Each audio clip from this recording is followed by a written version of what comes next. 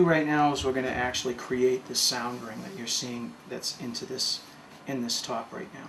The same thing I did when I cut the soundboard. I'm using this very high-tech little piece of popsicle stick. Now I want to cut the inside section.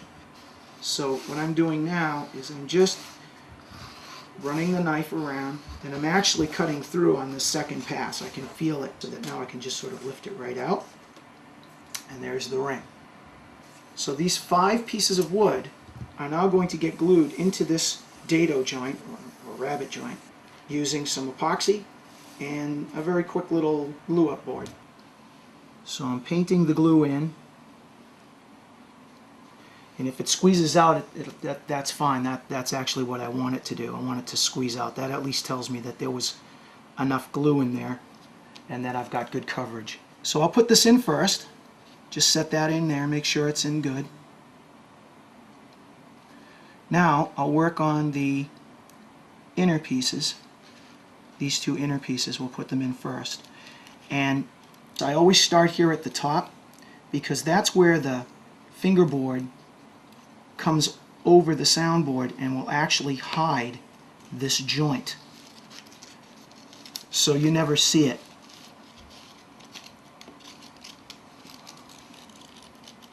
It's fitting in pretty nice. I'm seeing exactly what I want to see. And there it is. It is in.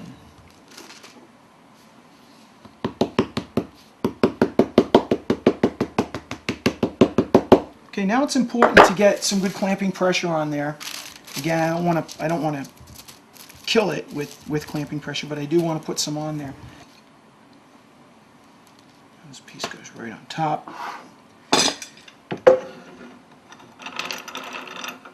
Now this epoxy has a curing time of 2 hours.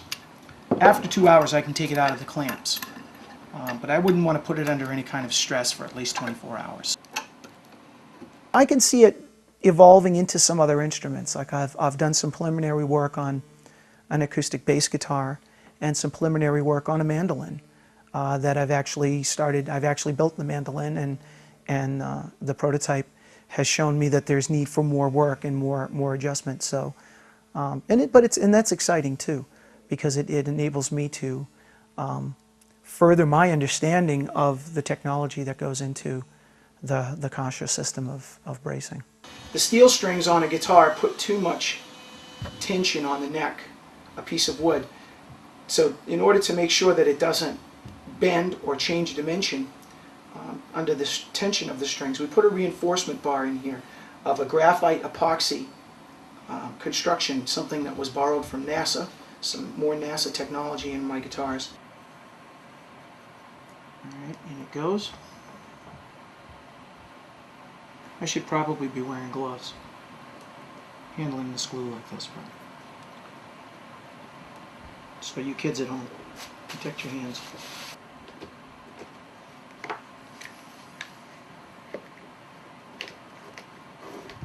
At the end here you can see that the spline is perfectly flat and even with the surface, and that the reinforcement bar is right up to the bottom of that routed slot. This is a center brace, which actually creates a fulcrum almost, where it allows the top to vibrate this way, which is what creates the sound. The guitar creates tone by vibrating the top. The string vibrates the bridge vibrates the top displaces air, that's sound. I try to give people the option of putting something very unique into the guitar via the inlays, because really the design and shape of the body and the braces and the bridge are pretty much dictated by the acoustic theory that I use. It's a scientific theory that I can do minor modifications or minor changes as I see that I need to, but generally speaking I'm pretty locked into a fairly specific pattern of bracing and a specific sizing and style of the braces themselves.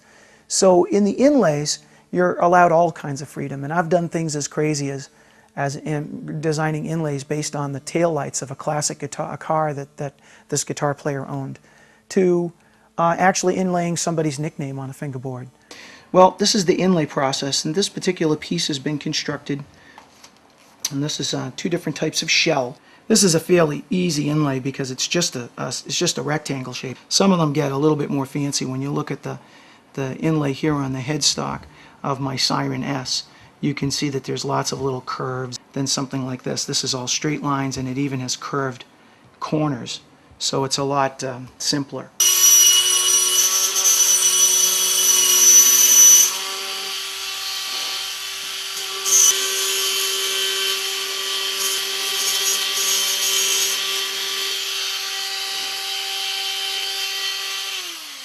I don't want this to be loose, I want this to be thick.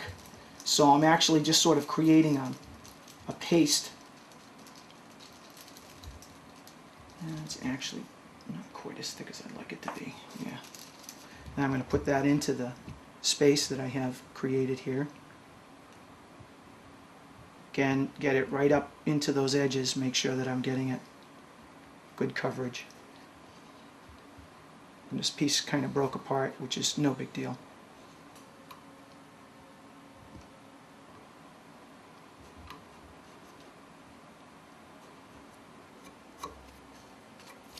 And that's pretty much it.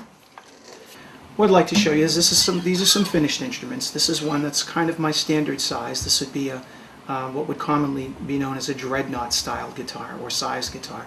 Due to the conscious styling, my guitars have to be a little bit rounder at the bottom. I do paint this on before I put the finish on over it.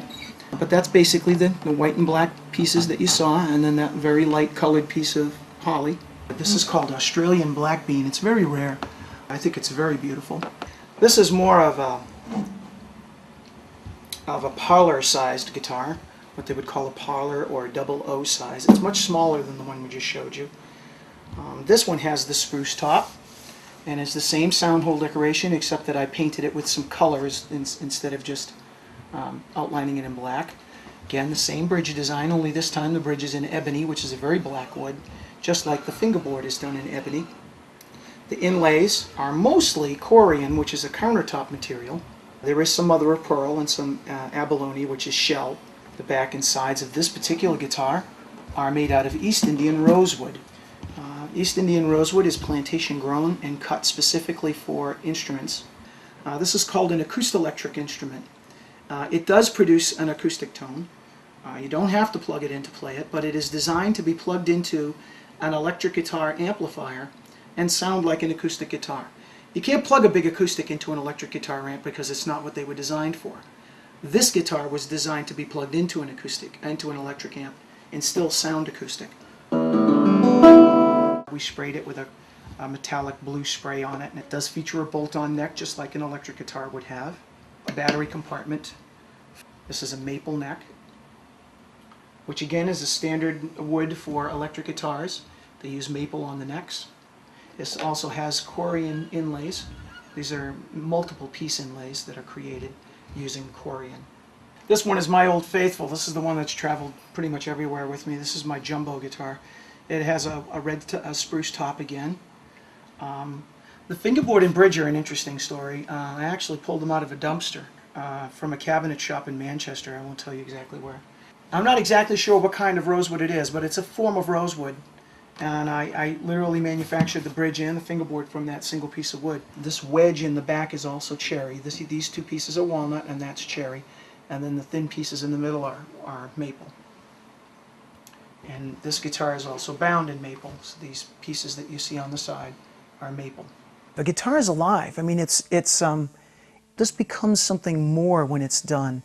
It almost has a life of its own, and it becomes to the musician an extension of who that person is. It becomes the tool that they use to create, and it becomes the tool that they use to express themselves. So it's much more than, when I'm done with it, it's not done.